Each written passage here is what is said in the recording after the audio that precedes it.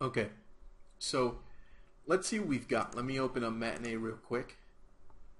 What we have is camera 1, camera 2, and camera 3, and each one is kind of doing its own thing. And what I want to do is I want to take these three cameras and basically stitch them together to make one long awesome video game cinematic. And basically the way it's going to work is I want camera 1 to do its thing, play through its animation. I want camera 2 to do its thing, play through its animation after camera 1 is finished.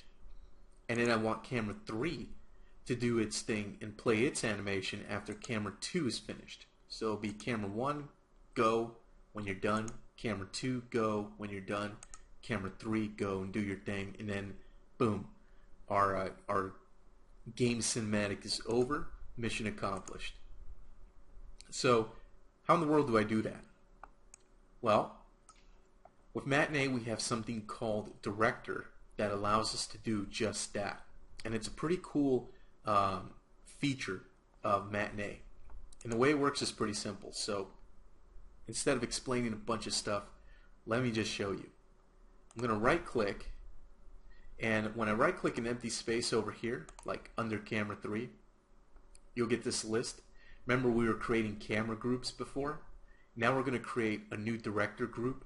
So I'm going to click on that, and a new tracks window pops up on the top with a director group up here. Alright? Now there's nothing attached to the director group. It's not an actual object per se. Over here we were connecting cameras to these different groups. Over here we're not connecting a camera. So it's not an actual object. The way to think about this director group is, let's pretend there's a little spirit of James Cameron inside of Unreal, and he's going to go ahead and control all of the playback of our cameras and sequence them the way that you want. So our little James Cameron here is going to help us out. So here's our director, and the way this works is pretty simple. You select the director track here, right? And at the beginning of this animation here, what I'm going to do is I'm going to hit enter to create a keyframe. And what you're going to get is this little window that pops up, and you have three options. You can create a keyframe for camera 1, a keyframe for camera 2, and a keyframe for camera 3. Now, it doesn't matter what order you go into. That depends on your artistic vision and how this whole cinematic is going to go together. But I've already explained that what I want for the purposes of this tutorial is for camera 1 to go first, do its thing. Camera 2 will go second, do its thing. When it's finished, I want camera 3 to kick in, and I want it to do its thing. Okay? So the way this works is pretty simple. I'm going to select camera 1 and then click OK.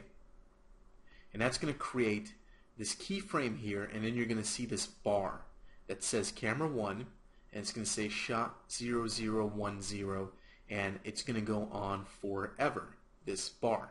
And what this bar, this keyframe means, it means that at 0 seconds, which is basically at the beginning of our cinematic, camera 1 is going to be the camera that's visible to the player when you play this Matinee. Alright? So it's the equivalent of doing this.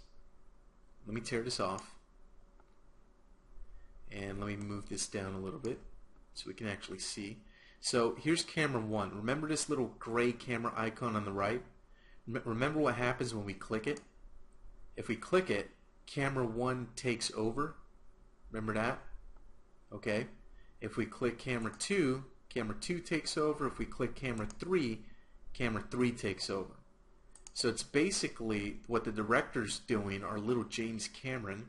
He's switching between these cameras based on these keyframes up here. So in this first yellow keyframe, we're going to have camera 1 kick in. Because this goes on forever, camera 1's going to control everything forever. That's not what we want. So what we want is, if we look at camera 1, animates until about 4 seconds. So let me collapse these other cameras so it makes more sense. If we look at camera 1 here in the track view, it starts off at 0 seconds and it looks up. We could see in the viewport it looks up at the sort of skylight opening in the cave ceiling, and it ends at exactly 4 seconds. So camera 1's whole shot is 4 seconds long. Okay? So that means that at 4 seconds we should probably have camera 2 kick in and start off from there. So camera 1 goes from 0 seconds to 4 seconds. Camera 2 starts at 4 seconds and, well, goes on for however many seconds that is. We just have to figure out what that is. So let's collapse camera 1. Let's go to camera 2. Let's actually view everything from camera 2's viewpoint, and let's kind of scrub through the timeline. And if I move this up so we can see the preview down in the bottom, and my preview's gone.